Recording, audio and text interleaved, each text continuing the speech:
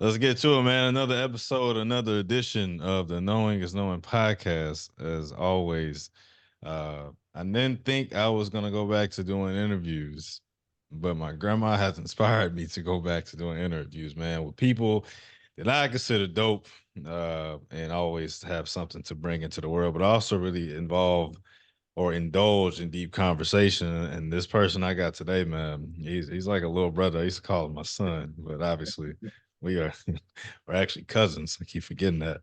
Um, but a very, very bright young man. When I want to learn something about honestly anything from politics to housing, redlining, education, man. His So true. content really blows me away.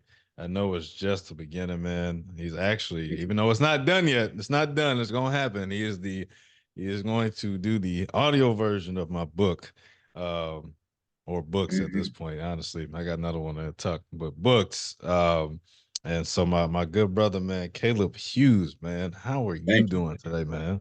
Thank you for that wonderful intro. I'm doing well. Yeah, and I gotta say, I know all I know through different social sciences, thanks to a long list of good teachers, a long list of good social studies teachers and history teachers. So, it didn't come out of nowhere.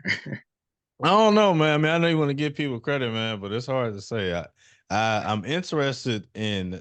Obviously, I know you, but I'm interested in letting people know more about you and who Mhm. you are, man, because you make content that is so different than most. I would just say, honestly, I would just say like, than most Black people.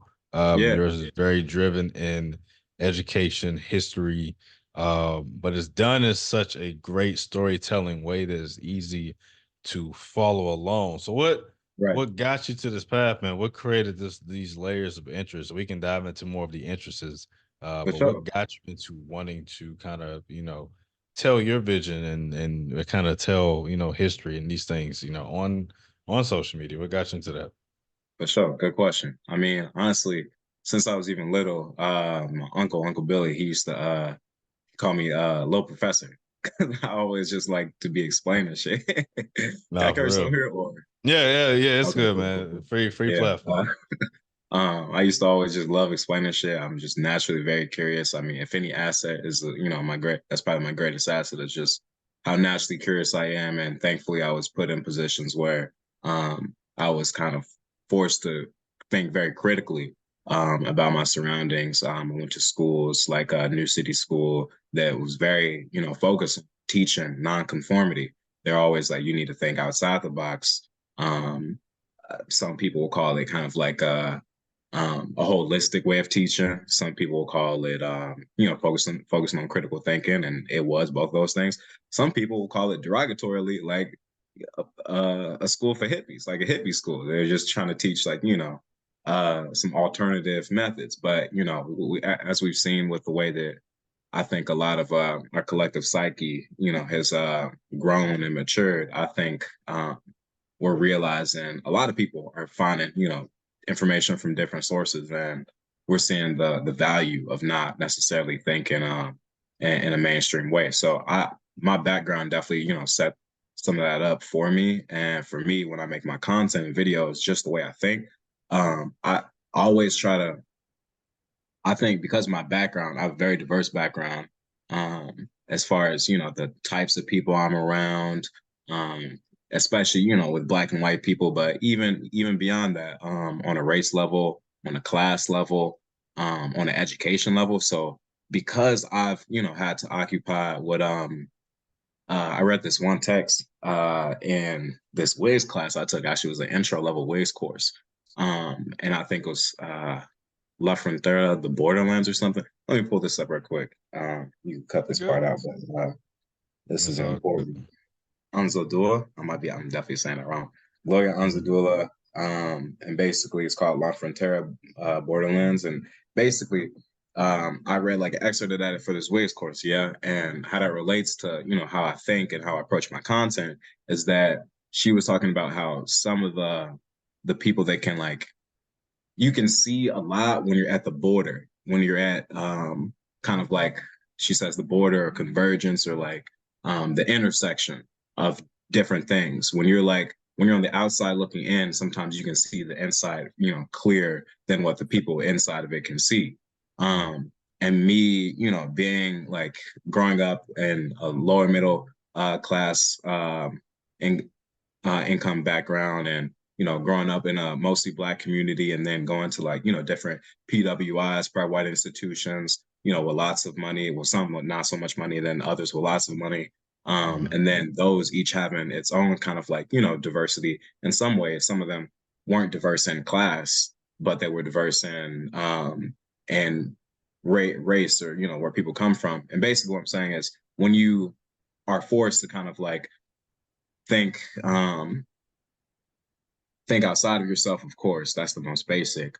But when you're put at that border, and this writer, she speaks to her experiences, like, I think it's someone, um I don't want to misquote it, but basically she's talking about white society, and she's also talking about like um um Latinx society and like indigenous society. And she's like, she has like an identity that's like, at the intersection of all three.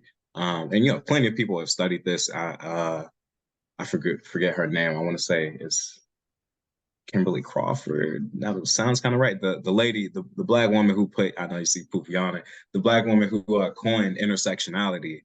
Um, she yeah, she kind of explained, that advantage that you get when you're at the intersection. And basically how, if intersectional thinking, you can learn so much from it, basically. So I try to, since my background is intersectional, and I'm forced to look at and negotiate things, from all different perspectives, all different viewpoints. It helps you with the final product. So when I think through things, and when I make content, I generally, like, I try to think of like, how would my dad approach this, or how would my mom approach this, or like, how would my grandma, take this in, or how would my friend. And because they're all in very different stages, of life and society, that is able to kind of, give me a unique vantage point to kind of blend that all together. And I can always find the common denominator. That's something that me and my dad always say. What's the common denominator? Because then that's how you communicate. And that's how I try to make my videos, like, simple, but complex at the same time, because you don't always need complex thoughts. You don't always need complex words to express complex thoughts. You can express complex thoughts with simple words sometimes. So it's all about finding the through line, the common denominator that's going to connect the most people, and understanding like what people are really feeling, and how you can kind of tap into that. So that's guides everything I do, more than just the content. But you definitely see it in the content. So, and that's what I'm proud of, as far as, something I made. Yeah, no, I like that. I thought Poof was about to sneeze. That's why it's weird I, seeing she, cats. she never spent as much time here. I swear. I I'm like, know this it's is it's this is because new. she She had knows. me looking. I think it's just like she recognizes that I'm here. We have a great relationship, so that's great. But I think the one thing that I've always, not even just like content aside, but just like in our conversations, I think we do have sometimes conversations like from a political standpoint. This really the goal isn't to go into like a political spiel of understanding how the world works, because I think that we kind of both agree that parties and political parties are often discussed and or you're labeled based off of my personal opinion economics, like where you are Yeah, economically in life. I think that's the main framework. But the other thing I want to kind of get into your thought is really mainly is like your perspective on classism and how it yeah, affects our world today. Because I mean, as we both kind of experienced, you went to a great high school in St. Louis, arguably one of the best academically, but also one of the best from a financial standpoint as far as the type of right. kid that you're getting. And then you also went to a top 10 university in the United States and graduated from there too, though, man. And I so gotta say, having a, yeah, top you know, 15, not top 10. it's not top 10. Top Hey man, 15. you graduated from WashU, bro. I don't care what Right. nobody say. That's Not still each other. So, a win is a win is a win. But for sure, for sure. my question is, in those experiences of like, what was the biggest thing you think you learned about classism itself? Like, how do you think that Mhm. affects so much of our world today? Like, we talk about it, Yeah. like from your perspective, like, how do you think it affects so much of the world I today? mean, we could talk about classism for a long time, but I'd say my head immediately goes to, well, first, I mean, for context, for people that don't know, WashU when you talk about like income and family and like wealth and income, Amherst is first as far as the highest like student, like, you know, how much wealth and income they come in with to the college. WashU is second. So second nationally in average student, like, you know, income. So, you know, what you saying is, you know, very true. Like these are very wealthy people on average. Because a lot of them, yeah, a lot of them are coming from, you know, some of the most wealthy parts of the country. Um, but yeah, my immediate like thoughts as far as like how class, like what did I see with classes and, you know, things I say as far as things to learn and take away from it. Like, um, I think it's hard to like it's hard to know and it's hard to overestimate how much it can you can be in a little bubble and how much it can blind you and how, you know, ignorant you can be of other people's experiences. I think um hmm, um I think that it can like it's been long studied that like um wealth can make you less empathetic to other people. Coming from working class backgrounds, one on the like usually wealth can buy you certain convenience and it also buys you like certain physical and mental distance and emotional distance from people. Some people seek that out. Some people don't necessarily seek that out, but it just happens to be a byproduct of money and wealth. And because of that distance, you start to empathize less with other people in general. And empathy, I mean, one of the pillars of, you know, society, the country, pillars of just like, you know, human relations in general and love. So not having to have like that kind of relationship, to have like, you know, people, you know, wanting to become more prosperous, more wealthy, and then also having like the outcome of that be, you know, lower empathy. That's a bad relationship, and that's a something that we should understand as a lot of us, you know, that aren't as wealthy kind of strive for money and wealth is like, okay, what is that, you know, kind of putting us in a position to do. So that's one of the most important things that I think about when I think of classes is that I think of how much it can like self reinforce your um your worldview and the type of incentives it puts in place for you and like, you know, your behavior.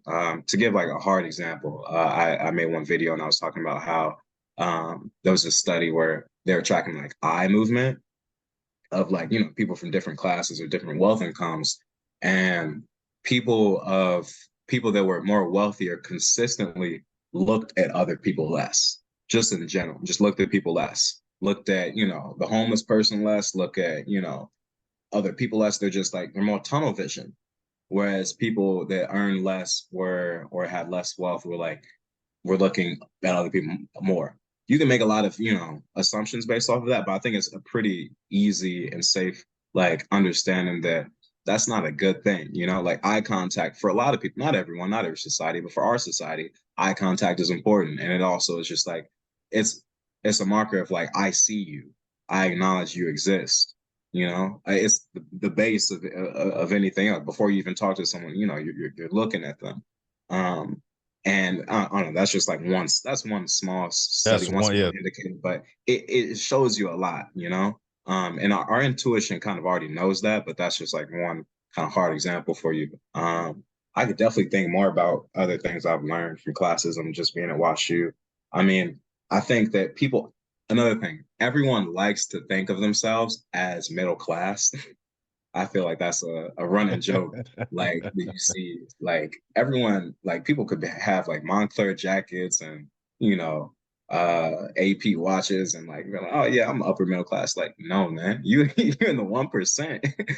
And but generally people don't really understand that. And I think your question is like, you know, it's a very important question because like that exposes our lack of like understanding the differences and like the tiers of how wealthy people are of the classes. The fact that we all think we're middle class, even though most of us, you know, middle class is like, you know, the small sliver and we think is this many people. The fact that we think like um yeah, you be earning hundreds of thousands of dollars and you're not, rich. Like it's just a disconnect, and it that also ends up to us not necessarily aligning ourselves to the types of policies and the types of solutions that we should be aligning ourselves to. That could be us not voting our interests. That could be us like thinking that, um, oh, I don't want to vote for this person because they're going to raise taxes on the wealthy. I'm not the wealthy right now, but I'm trying to be the wealthy, and it's this like, you're voting against your actual, what might actually benefit you, because we all kind of, this is a big tangent, but we all kind of, imagine ourselves as that rich person. Like there's a famous quote from this, like, political figurehead in the 1900s. He was like, socialism never took root in America because the poor are too busy to seeing themselves as temporarily embarrassed millionaires. Meaning it's always like, meaning he's saying like all the poor and the middle class, they're mentally, they think the same as the ultra wealthy. And they think that, oh, if I do X, Y, and Z, if X, Y, and Z happens, and I catch a break, then I'll become that, ultra wealthy, instead of kind of working within their own kind of political context, instead of trying to better, instead of raising the floor, they're thinking, I'm just going to go straight, to the penthouse one day, instead of improving the conditions at the lowest level. Um, yeah, yeah. I mean, I know there's so many layers, but I think you just said something, that quote you mentioned, about, yeah, pretty much the lower class thinking Hmm. millionaires. I think that's interesting when you think about today's time. Cause we talk about, I know we talk about economics all the time. It's just kind of how vastly, I think, false in thought and slight delusion of how many people actually think they're middle class. And when you actually look at reports, and I don't know the specifics right now, I think anything over 450,000 is considered wealthy, and 1%. I think even in today's time with inflation and everything else, making $100,000 doesn't necessarily classify you as Yeah, middle class, especially if you're living above your means. Um, exactly. Yeah. so the hundred, Very like, much. what's the saying now? At least I've been told like that. Like the new $100,000, like probably make $100,000, even though it's considered six figures, isn't really six figures, Yeah, depending on where they especially live because at. right, especially because, well, if that's in like one of the bigger cities, that's not getting you as far, um, unfortunately. And then, I mean, to your point, it's the big difference between um income and wealth, because wealth can be like, what assets that are passively getting you income versus, like, a wage is a wage. Like you could be earning, 200, $300,000. That's a lot of money anywhere. That's a lot of money. But that can still be a wage. If you stop, say if you, like you said, if you're living above your means and you don't know how to budget, and say you come from a family that, has lower wealth, you could lose your job, and you can be, And 2 months away from, getting evicted. I mean, that's a very different reality than someone who, say, like, low income, but maybe their family has a lot of wealth, and then they could lose their job, and they always have something to kind of, sit on. Like wealth is still, there's a big, yeah. I mean, wealth. What I'm trying to say is the gap and the focus should be on wealth more than income, even, because there's a lot of lawyers, there's a lot of doctors that, like, like to think that they earn a lot of money, and they do, but their class interests honestly should be closer to, other wage workers, other people that work for a paycheck, than it should be with the ownership class of those that own the wealth and, can leave a job but have passive income in the background generating them more money. um yeah, to go back to the kind of the classism, and it's just a lot of mental, like, um mhm. misrepresentation, and not really understanding where we fall. No, I think that's the main thing. Yeah, you always nail it on the head, man. I think that's the biggest thing that I'm continuing to learn is we are striving for something That is important because wealth is important, and I'm not a Yeah, financial advisor, so my comments are just purely based off of observation.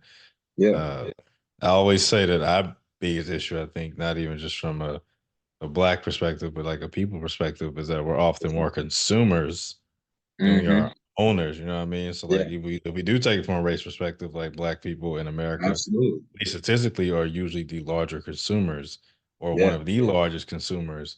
Um, and because of that, most of the consumption isn't based off of actual ownership itself. It's usually towards material goods, uh, more yeah, of branding, whatever. It doesn't have to just be like people buying designer clothes. It's just typically not towards ownership alone. And granted, we can always go down the truth of the hardships of what it means for somebody of color to right. have ownership, loans, anything. It's usually Exactly. A three to lot of four times. times harder. So Yeah, we're not gonna sit here and say, oh, black people don't want to own anything, because that's not true at all. It's definitely exactly. Yeah. And yep. I saw a statistic this week that black investors, like, there's been a higher growth than like expected.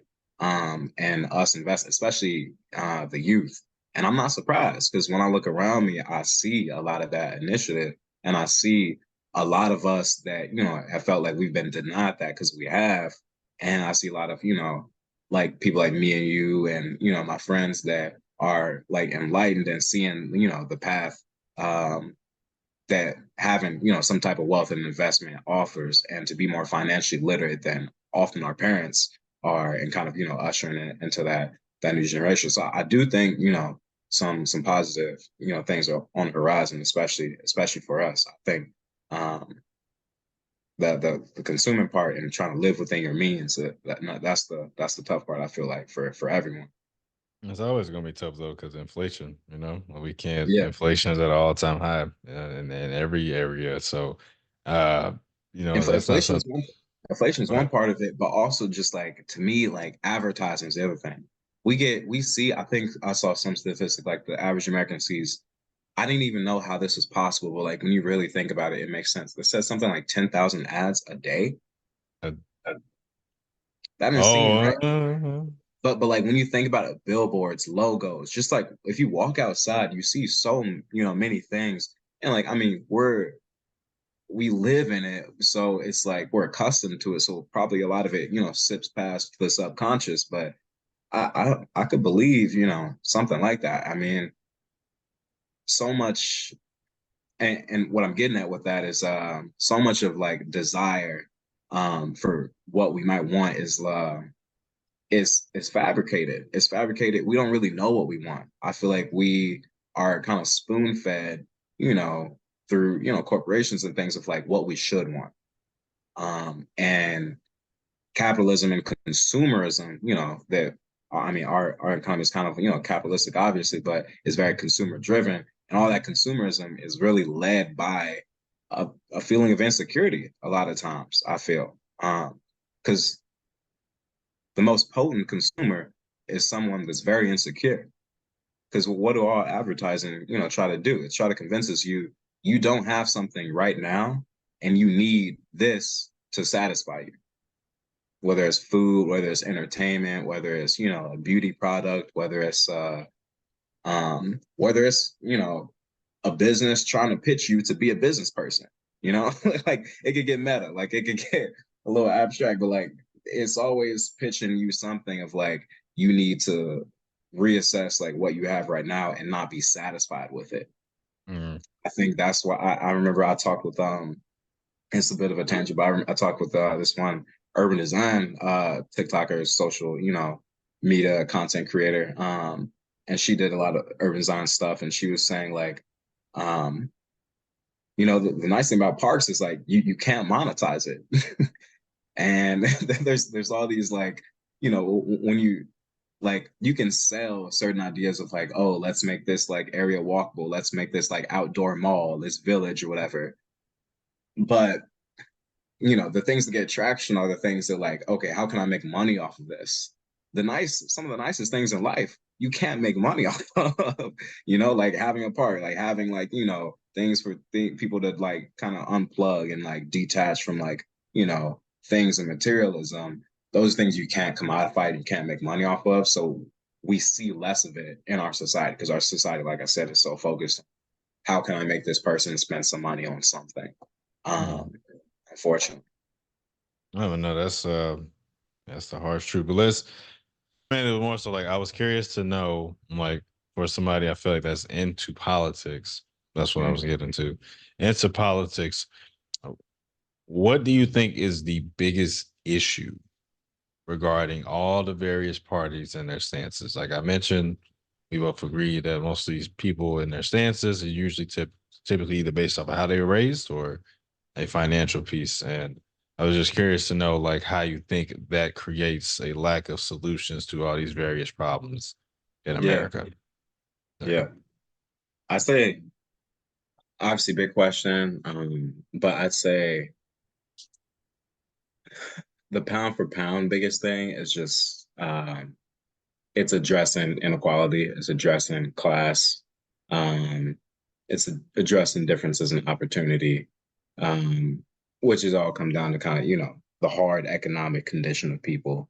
Um, I'd say fundamentally, there's just fundamentally people aren't paid enough. People don't have enough money. I mean, the biggest thing is people don't have enough money. That's the most basic way you could phrase that. I could say that there's a housing crisis. I could say there's too much homelessness. I could say rent is too high. I could say people don't have enough money. I could say inflation's out of control. I could say the military has too much money. But all of that is, you know, the common denominator of all that is that people don't have enough money to work with. The solutions to fix that um, are, you know, the solutions to fix that, and you know, to get to you know what you said about what's the difference as far as where conservatives are mentally at right now, and where the more Trump people at, and then where Democrats and then more progressives, like where's everyone at?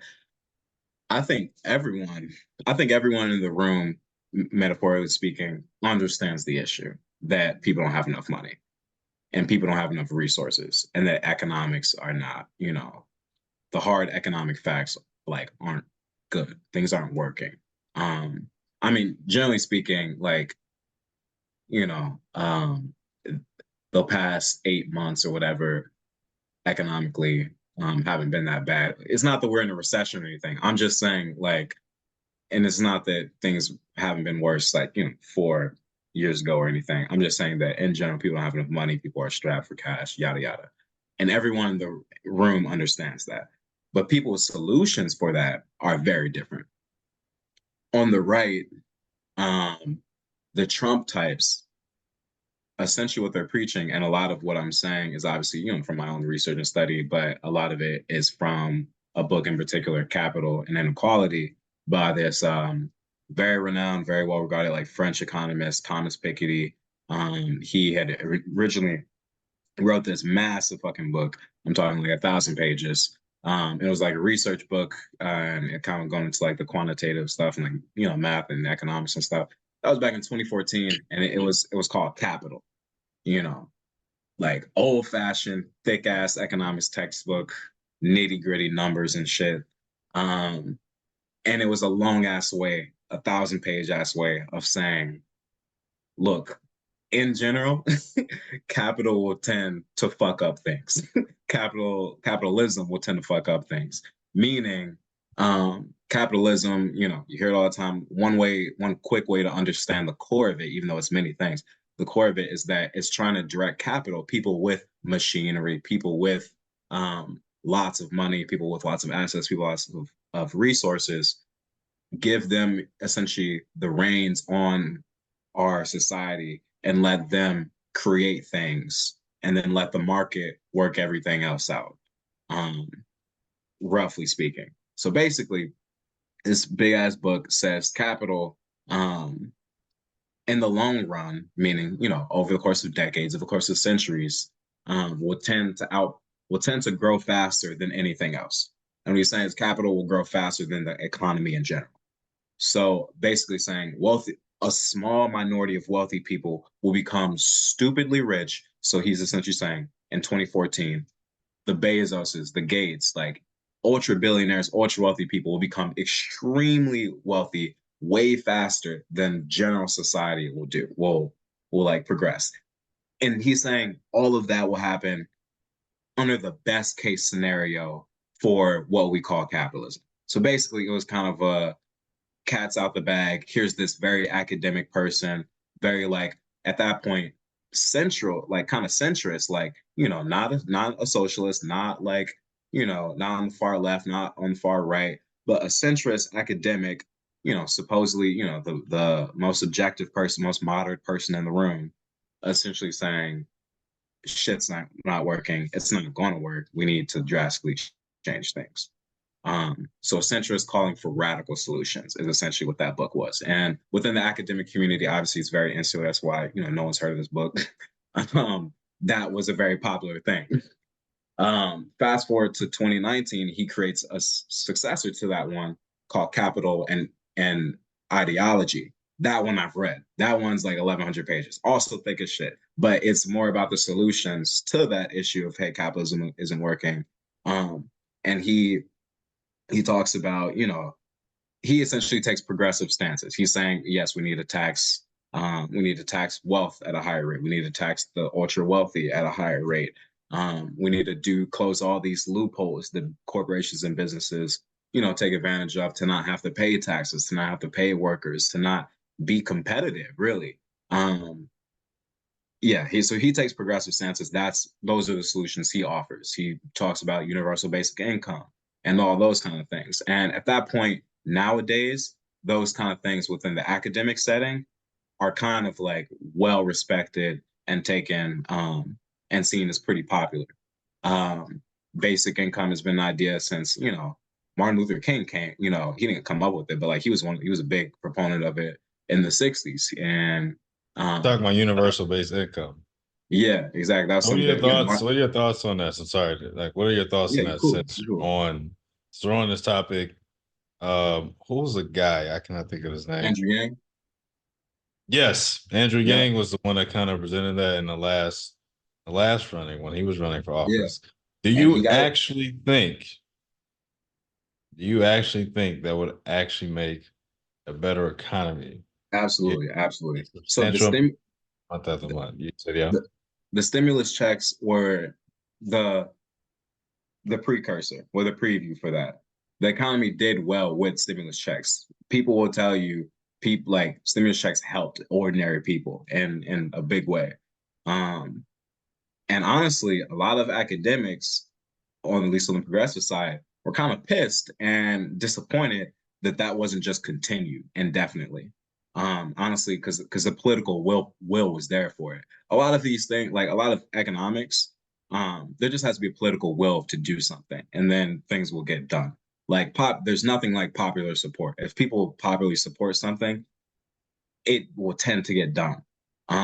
Or you'll face a lot of friction. Abortion is a good example. Abortion is, like most people, 60% of Americans tend to favor what Democrats tend to favor, like, the right for a woman to have, a power over the situation. That's why the Supreme Court ruling was so, unsettling. And you saw these huge protests because it was trying to reject something that was pretty popular. So popularity and like getting political willpower is like the name of the game. Universal basic income has that already.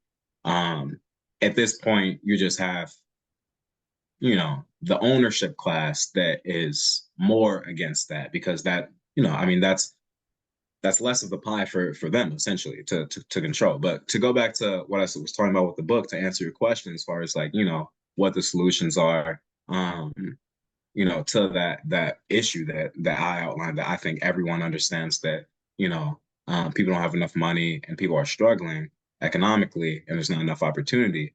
The solutions that the different kind of groups of parties propose are well outlined in that book, Capital and Ideology. So Thomas Piketty kind of says, and I'll kind of paraphrase him basically, he's like, there's the Trump type of people, and the solution they're offering to that issue is we'll just we'll take, this pie, this share of the, the money, the economic wealth, we'll take the pie and then share it with fewer people. So essentially what they're pitching to their supporters is an exclusionary solution. They're like, okay, the issue isn't that, hey, we don't have enough money. The issue is, hey, these immigrants are taking your money, they're taking your jobs, or hey, they're getting here illegally, they're ruining the economy, they're taking your jobs. Exclusionary. Or they're proposing like, hey, it's all these, diversity hires, they don't, actually deserve anything, they're, taking away from you. Or hey, it's women, it's basically, it's shrinking. I mean, this is a strategy of, lots of different, historical figures. I mean, you know Hitler, that this was his strategy, was essentially to shrink the pie. The German economy was awful, of suffering. It was like, okay, let's just make it for, Aryans, for white people, for, non-Jews, to make it just for, very ethnically Germans. And essentially when you do that, um yeah, you slowly strip the rights of everyone else, and that's what, the Republicans are trying to do. They're slowly trying to strip the voting rights of blacks across the country to make sure we can't vote as easily, if at all. They're trying to, get college students to vote less and make it harder for college students to vote, because they know that that's, usually who doesn't vote for Republicans. Um, Basically say the proposal, everyone understands the same issue. Once again, money is the issue. The far right proposal is, let's just make this pie, and give it to a smaller percentage of people, which is white supremacy. Let's just give it to, white people essentially, and especially white males. On the center right, the more conservative, your Romney type, or whatever, the solution to it is more muddled. It's not as straightforward. It's not as well communicated, which is why really the conservatives, they're not doing as well right now in the last 4 to 8 years, because because the public is pretty open to radical solutions because things aren't working.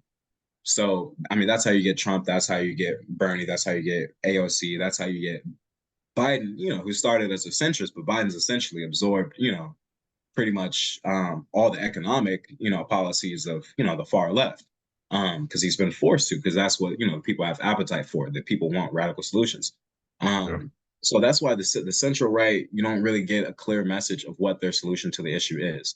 The center left, same issue. You don't get a clear, like, it's more the center right and left. They're still like, tied to the old guard, like, oh, let's just keep trying the same things. That's honestly the Obama type, center left. Well, let's keep trying the same things. Let's, stick by capitalism and not really, um, change much.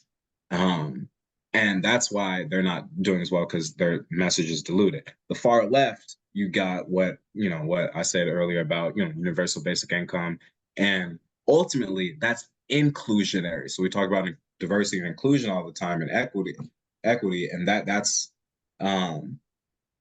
what that is. Like, you're including everyone into the pie, and that's what I stand for. And you're sharing, the wealth, and you're saying there is enough to go around.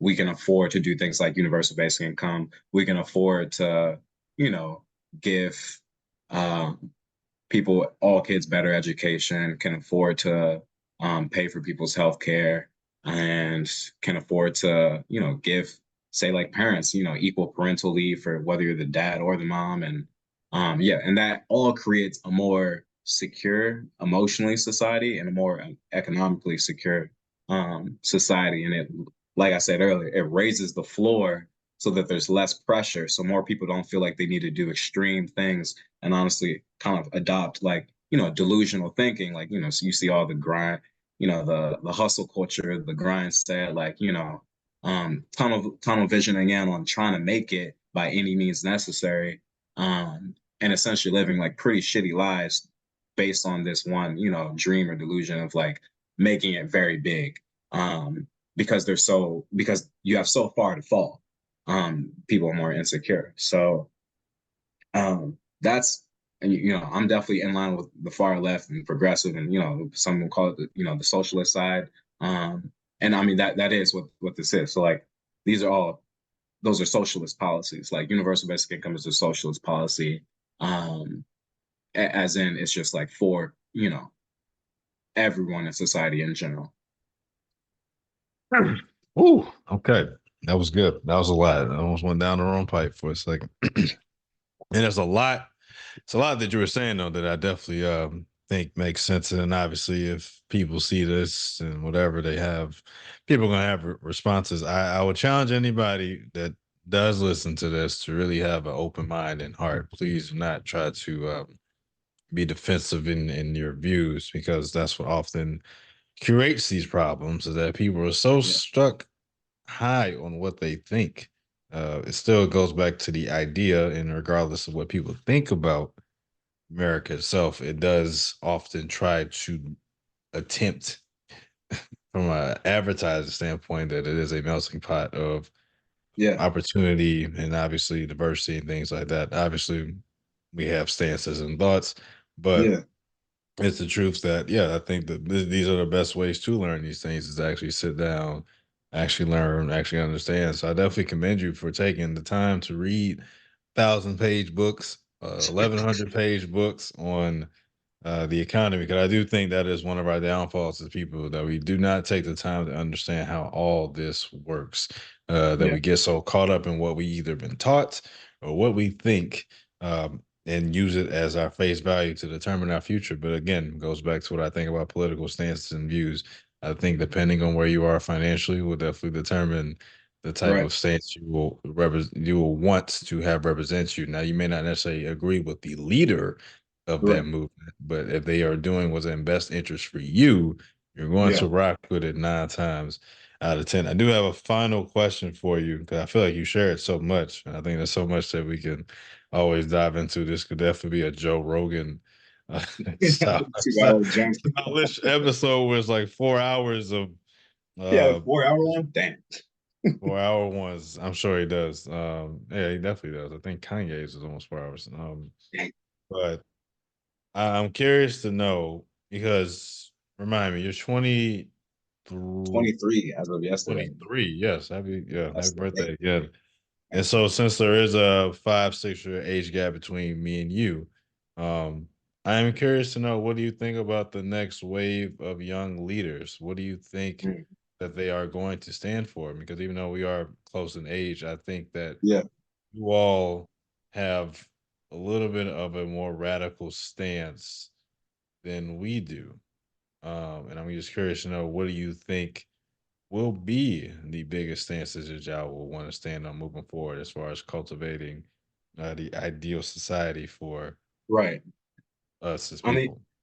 I would say always when answering a question like that between like, identifying generational differences, a part of the answer might always the mistaken answer that, a lot of people might give, I'm not giving this, but I'm saying a quick answer that people will give will be to judge people of my age group too soon. So like a lot of behavior is like age dependent. So like college people are more radical and progressive, but that's also just a factor of the fact that they don't have anything that's like tying them to a situation. And so when you don't have responsibilities, when you don't have like, you know, when you don't have kids, when you don't have property, when you don't have any ties to needing the status quo to continue to be the status quo, Mm, when you're not invested in society to be predictable, which really means you're gonna like stand by the status quo within reason, then of course you're willing to like endorse more radical change. That's why change is all. That's why young people are always great vehicles for change because they're not tied to the way things are, the system as it is. yeah. So I say that to say that I do think I'm going to say there's two things that I think are relatively unique and that stand out, for people my age. I think people my age on average, compared to I'd say like you and my brother's age, like are more aware of climate change, are more aware of climate action, are more aware of, the issues around that in the environment.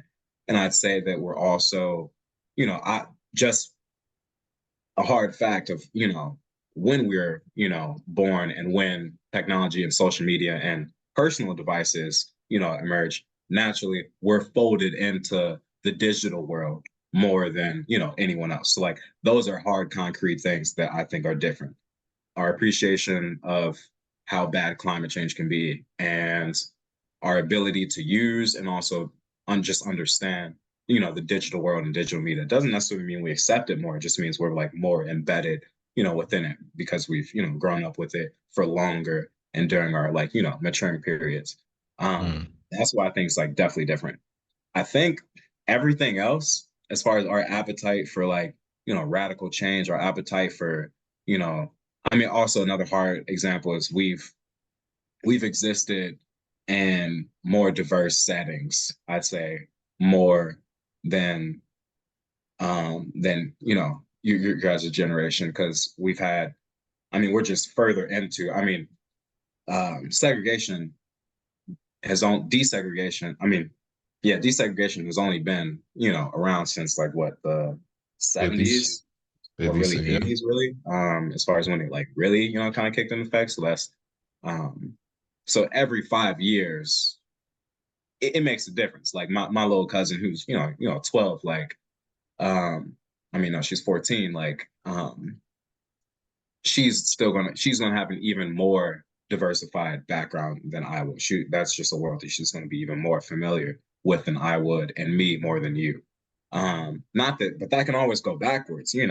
Things can change, but that's where the trajectory we're on right now. So I'll say diversity, climate, and the digital world. Those are the hard differences I see. But everything else, as far as like, economic equality and economic justice, or adopting universal basic income and stuff like that, I think that's all just a function of where we're at in stage of life. So that could change. I think we're on the same page, as your age group, and it just depends on um how well we're able to like, kind of understand, how things are uh operating in the bigger sense. And I mean, some people can get tied to the status quo. I mean, I've definitely have I've already seen friends that used to have more, progressive views a year or two ago, and now they have a job, that pays well, and suddenly a lot of issues aren't that relevant for them anymore because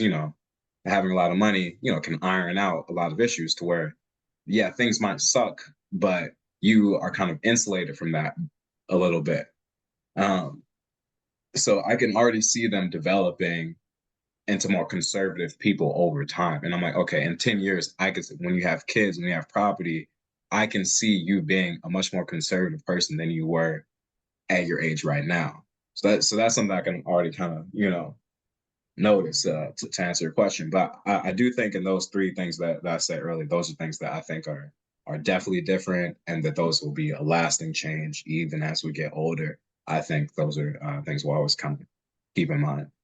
Yeah, no, man, that hey, it's like I just feel like I just went to school again.